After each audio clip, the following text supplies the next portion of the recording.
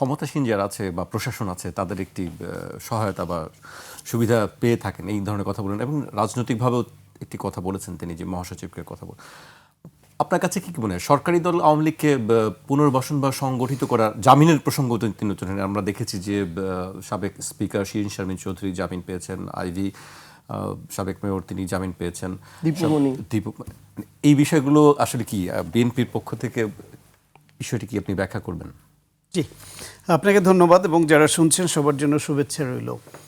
সার্জিস এতক্ষণ যে কথা বলছে তার মধ্যে মানে খুব লজিক্যালি এবং গ্রহণযোগ্য কথাই বলেছে বেশিরভাগ, কিন্তু কোথাও কোথাও তার কিছু কথা ডেভিয়েশন মনে হতে পারে, কারণ রাজনৈতিক নেতা তিনি, তার দলের একটা অবস্থান আছে, আদর্শ আছে, ফলে সব কথাই যে অন্য রাজনৈতিক সুরে হবে এমনটা হবার সুযোগও কম।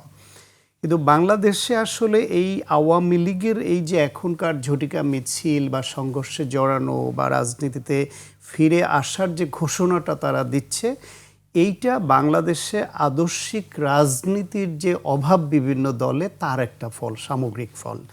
বাংলাদেশে এইরকম 16 বছরের বেশি সময় ধরে একটা ফ্যাসিবাদী কায়দায় যে আওয়ামী লীগ গুম খুন হত্যা মামলা চালিয়ে দেশটাকে একদম করায়ত্ত করলো, লুটপাট টাকা পাচার এমন কোনো অপকর্ম নাই করলো না, সর্বশেষ তার একটা গণহত্যা করে পালিয়ে গেল এবং সেই গণহত্যার শিকার হলো গণঅভ্যুত্থানের পক্ষের সকল শক্তি, কিন্তু দলীয় রাজনৈতিক অরাজনৈতিক সবাই, গৃহবধূ থেকে শুরু করে শিশু থেকে শুরু করে অরাজনৈতিক ছাত্র এবং রাজনৈতিক সংগঠনের নেতাকর্মী সবাই কিন্তু এই গণহত্যার শিকার হলো।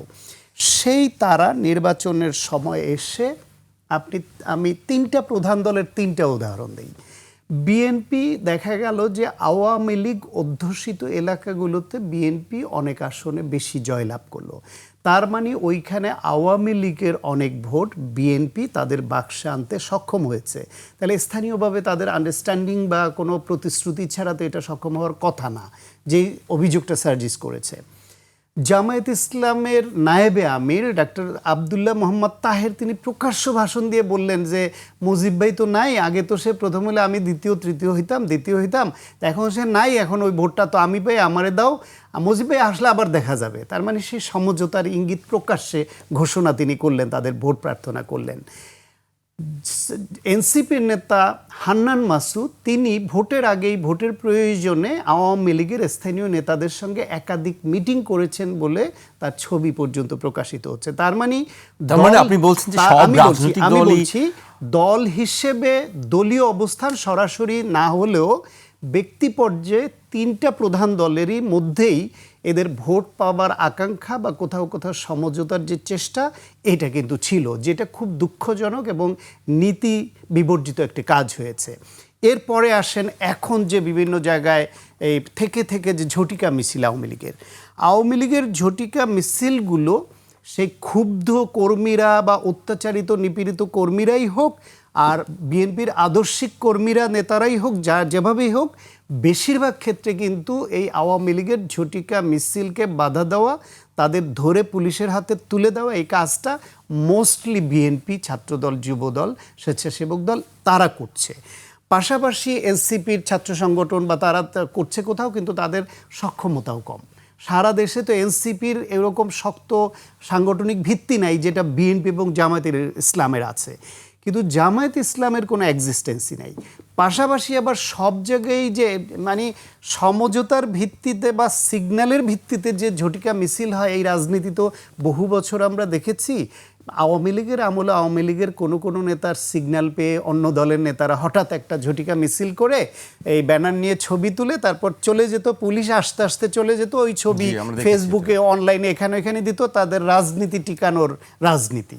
সেই অপকৌশল আগেও ছিল, এখনও কোথাও কোথাও সেটা হতে পারে, কিন্তু সেটা হয় তারা একটা ঝটিকা মিছিল বের করে দৌড়ে পালিয়ে যাবে অন্যরা প্রতিরোধ করবার আগে, পুলিশ আসবার আগে। কিন্তু নোয়াখালীতে যেটা হলো, তারা নরমালি অন্য জায়গার তুলনায় সংখ্যাটা একটু বড় ছিল, পুলিশ বাধা দেন, সেখানে মিছিল করলো, মিছিল করে সে একটা গুরুত্বপূর্ণ জায়গায় তারা সমাবেশ করে হাসিনাকে ফিরিয়ে আনার অঙ্গীকার করলো এবং তারা মাঠ ছাড়বে না, আমৃত্যু থাকবে, হাসিনাকে ফিরিয়ে না আনা পর্যন্ত, এরকম ঘোষণা দিল। এই ঘোষণা দেবার পরেও তাদেরকে গ্রেফতার করা হলো না। পুলিশ নাকি তাদেরকে ওসি সাহেবের বক্তব্য ছিল যে ওসিকে প্রত্যাহার করা হয়েছে এখান থেকে, তা বলছিলেন যে তাদের পুলিশ বাধা দেওয়ার চেষ্টা করেছে কিন্তু পুলিশের বাধা উপেক্ষা করে মিছিল নেমেছে তারা। কই পুলিশের সঙ্গে তো তাদের একটা নিষিদ্ধ দল। আজকে আপনি হিজবুত তাহরির বা নিষিদ্ধ ঘোষিত অন্য রাজনৈতিক দল একটা মিছিল করতে বলেন তো পুলিশ সেখানে বসে থাকবে? তাহলে পুলিশের সঙ্গে এই যে নিষিদ্ধ কর্মসূচি, নিষিদ্ধ ঘোষিত যে আওয়ামী লীগ, তাদের সঙ্গে সংঘর্ষ তো প্রথম হওয়ার কথা ছিল পুলিশের। তাহলে কারণ পুলিশের পুলিশ যে তো আইন শৃঙ্খলা বলছিল যে রক্ষার প্রশাসনের দায়িত্বে। সহায়তা পাচ্ছে তারা। বাংলাদেশে সব জায়গায় যেসব পুলিশ আছেন দায়িত্বপ্রাপ্ত, তারা সবাই যে আওয়ামী বিরোধী মনোভাবের, এটা তো ভাববার কারণ নাই। আপনি তো 16 বছর ধরে আগের নিয়োগপ্রাপ্তদের হয় নিজের খোয়ারে ঢুকিয়েছে অথবা নিজের পরীক্ষিত ছাত্র সংগঠন করাদের ঢুকিয়েছে। তারা পরিস্থিতির কারণে এখন কেউ রং বদলিয়েছে, কেউ আপনার আনুগত্য মেনে কাজ করছে, কিন্তু তাদের ভেতরে তো সেই এই অবস্থা শান্ত ভাই সারা বাংলাদেশেই তো এই এখন অবস্থা। আমি শেষ করি ওই চিত্রটা। সেইখানে তারা এটা করলো, মিছিল করলো, সমাবেশ করলো, পুলিশ কোনো অ্যাক্টিভ ভূমিকায় গেল না। আমরা দেখলাম না নিষিদ্ধ ঘোষিতদের সঙ্গে পুলিশেরও কোনো সংঘর্ষ হয়েছে।